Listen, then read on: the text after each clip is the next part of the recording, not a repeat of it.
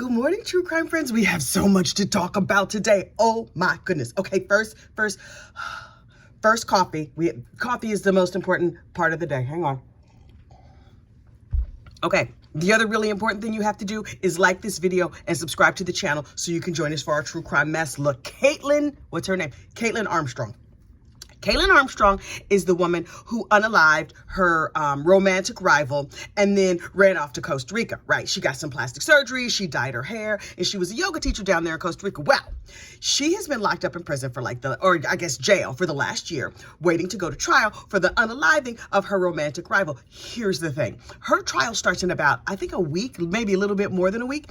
But old girl was plotting her escape. Ma'am, I don't know if anybody told you, but when you escape from prison and run away, or jail or whatever, and run away, it doesn't make you look innocent. So I'm like, okay, maybe she was stressed out. Maybe she thought she could get away. Maybe old girl was like, look, most people who escape from prison or jail or whatever get caught and then they face more charges. But me, I'm special. Just because I got caught that one time doesn't mean I'm going to get caught this time, does it? Girl, you were wrong. You were so wrong on this. But okay, here we go. So apparently they searched her cell or whatever. And number one, they said she had been working out vigorously for weeks in the run-up to this escape attempt.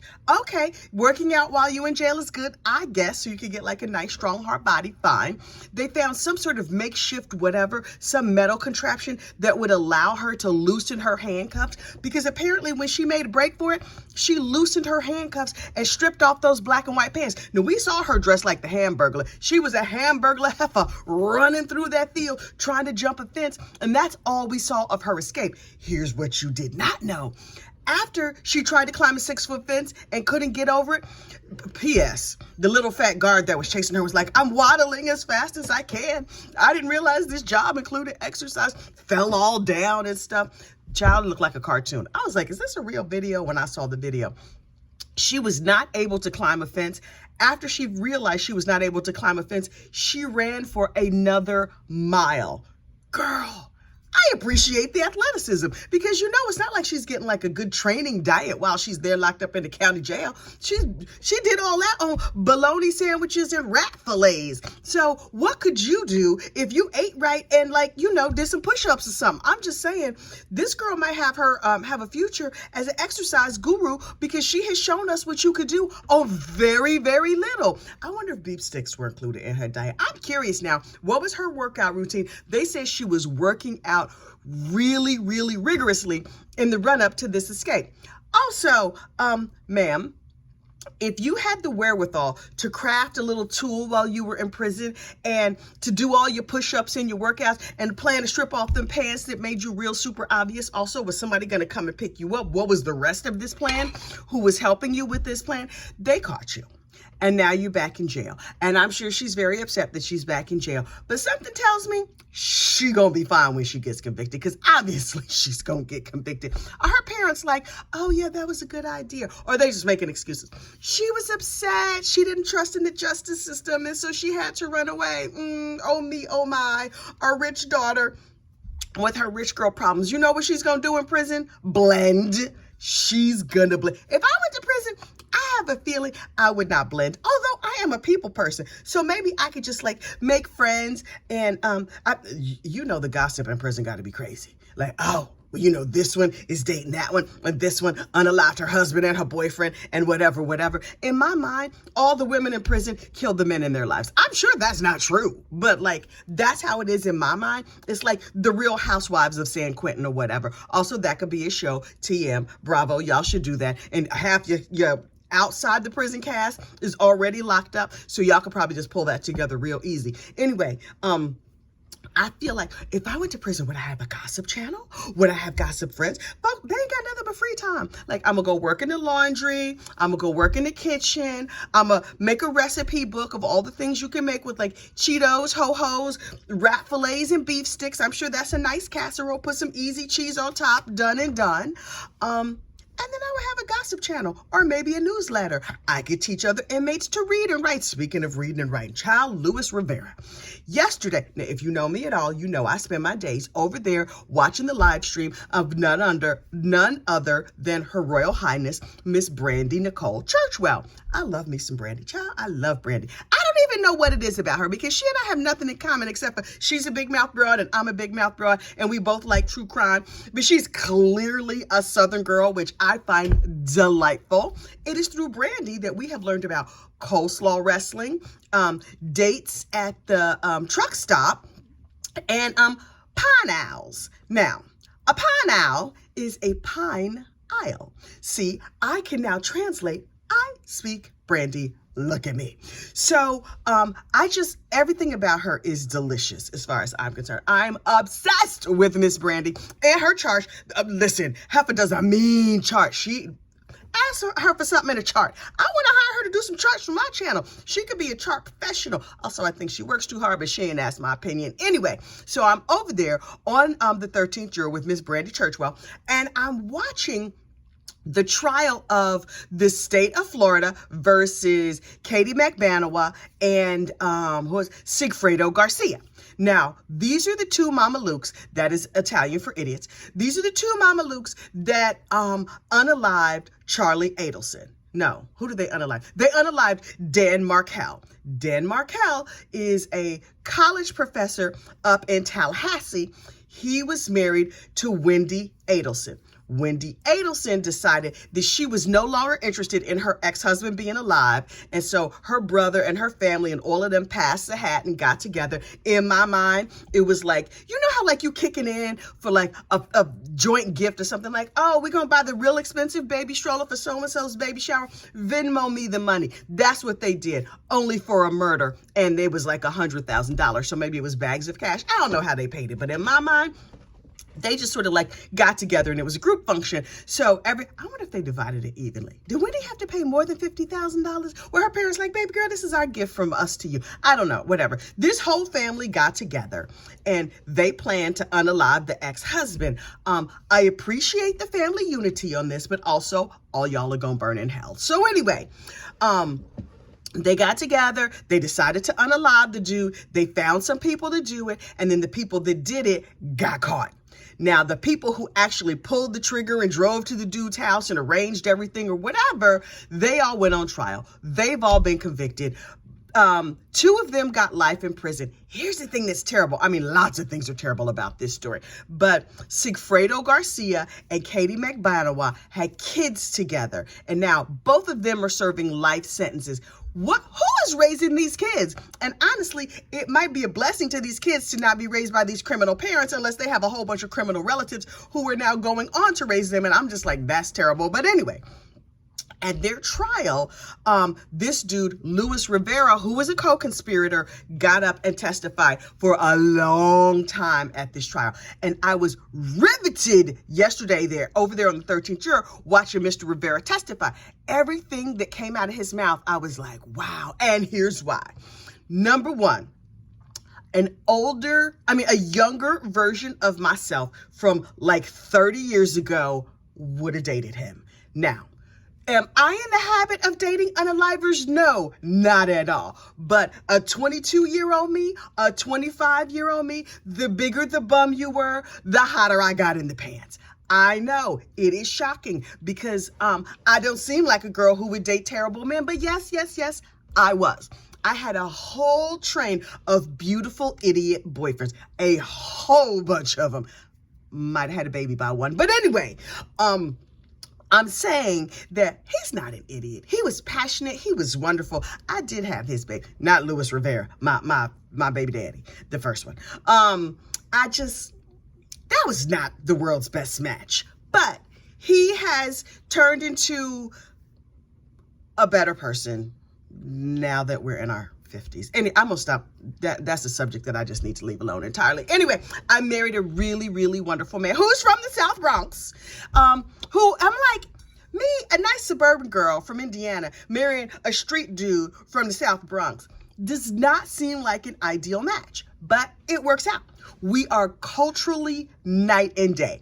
Both of us are black people, right? So you would think, oh, this black person and that black person goes well together. Great, fine. We could not be more culturally different. It is hardcore and intercultural marriage, and he has learned to understand me, and I have learned to understand him. I still do not speak Bronx, but I understand it when it's spoken to me. So it all works out just fine.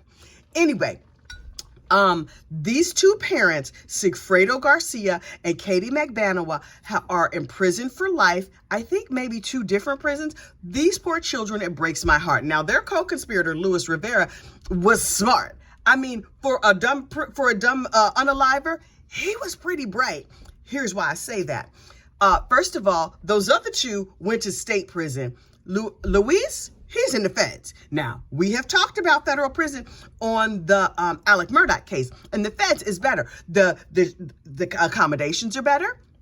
The commissary is better. You can make a nice prison charcuterie. I don't know what you would put it on, but something tells me they probably have something nice you could even put it on. Or you could just, go make it down there in the lab or the wood shop or whatever they have. Maybe you just use like a plastic tray or a folding chair, whatever. But they had, look, you could get nice cheeses. You could get some Metamucil. You could get all kinds of everything that you need just from the prison commissary. And I'm like, oh, okay. But they say federal prison is luxury prison. I don't know nothing about it. To me, luxury and prison don't go together. That's like upscale public toilet. Like, no matter how upscale it is, it's still a public toilet. So, whatever. But Luis Garcia spent the day on the stand yesterday, and I was riveted. And here's why.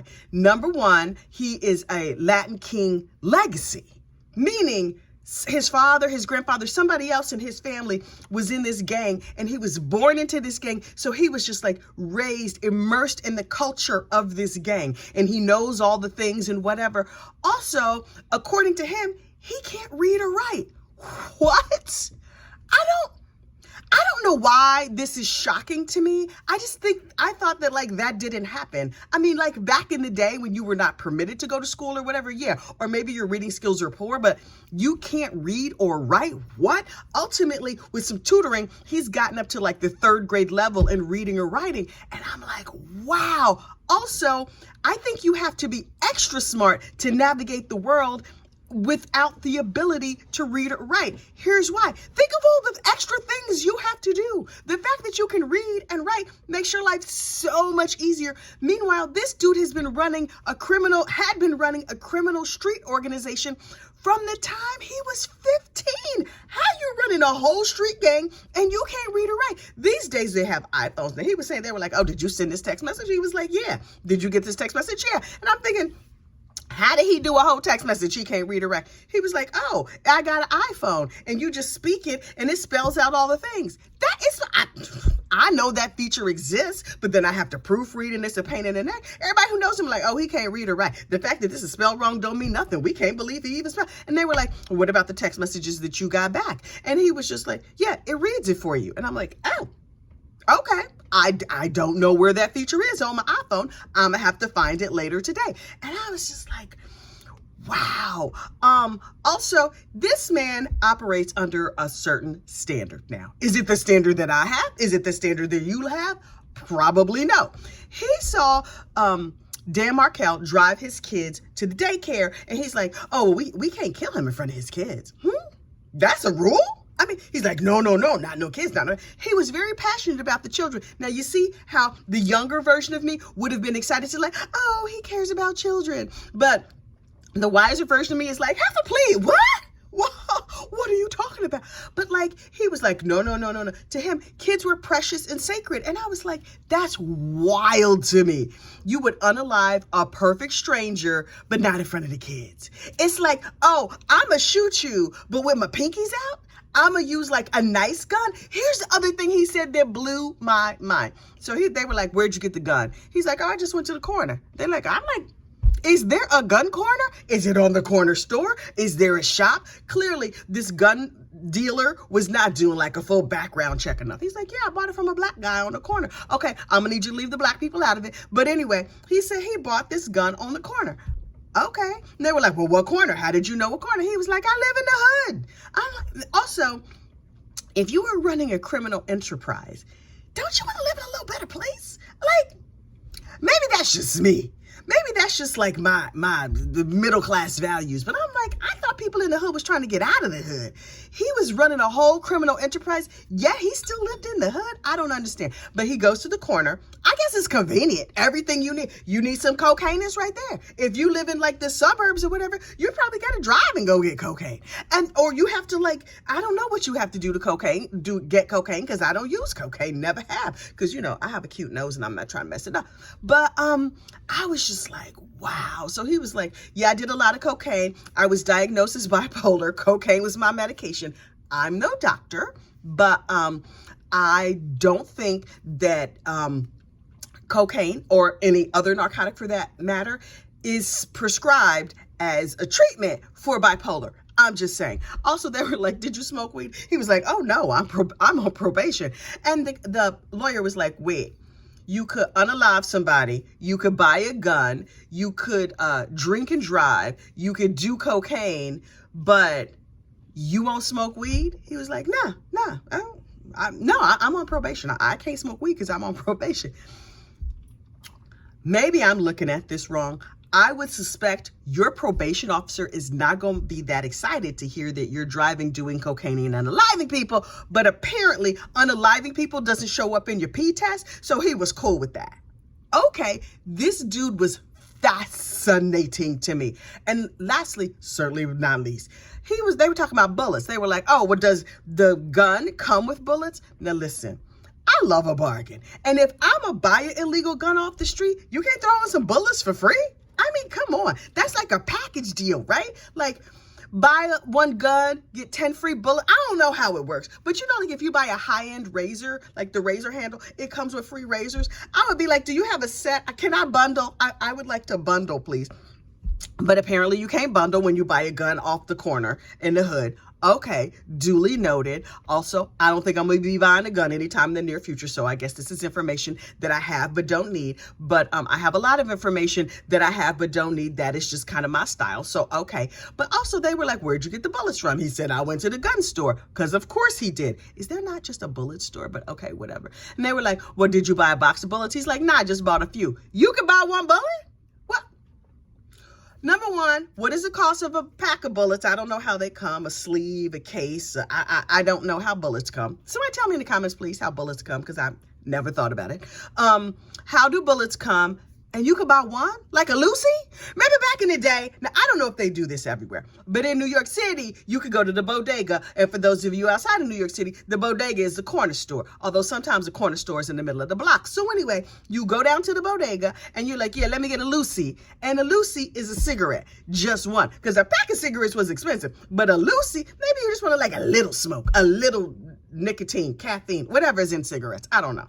You clearly... I don't smoke, I don't drink, I don't stay up late. Ciao, I'm old. Anyway, so you can get a Lucy bullet? And they were like, you bought one bullet? He was like, nah, I bought like 3. How you know you only gonna need 3?